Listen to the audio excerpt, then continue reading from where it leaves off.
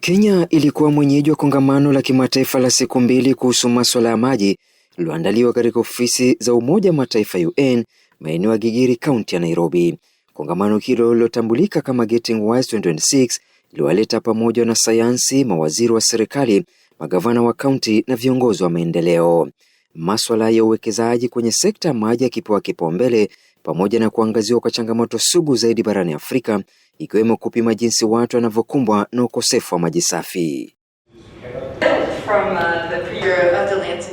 Waziri wa maji nchini Eric Muga, ambaye ni mwenyeji wa kongamano hilo, aliwaambia wajumbe wa Kenya na Umoja wa Mataifa UN kwamba wako mstari wa mbele katika kuibuka na suluhu la tatizo sugu la uhaba wa maji safi, akisisitiza kuondolewa kwa mtizamo wa kuhesabu tu vituo vya maji. We need to have a paradigm shift.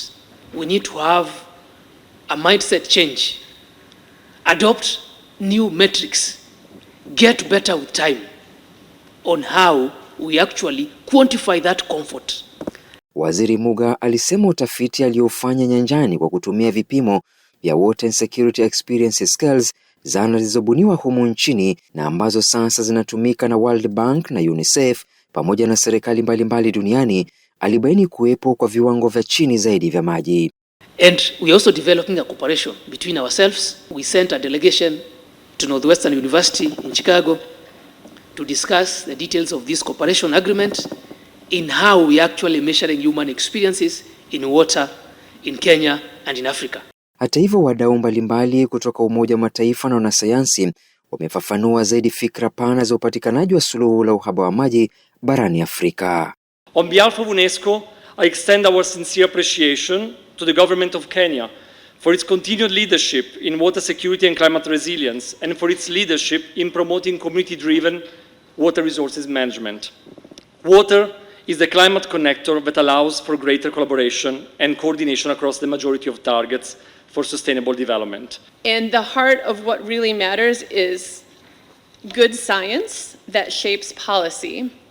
And what I learned from this, besides lots of lessons scientifically and politically, is that women know.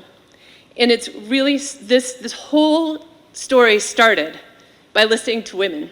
Kongamano hilo lilishuhudia pia uzinduzi rasmi wa kuwepo na maji barani Afrika na mtandao wa chakula, yani Africa Water and Food Experiences Network, muungano wa utafiti na sera ambazo sasa zinafuatilia takwimu za ukosefu wa maji katika nchi 36 za Afrika. Mwahoka Mtsumi, Coco TV.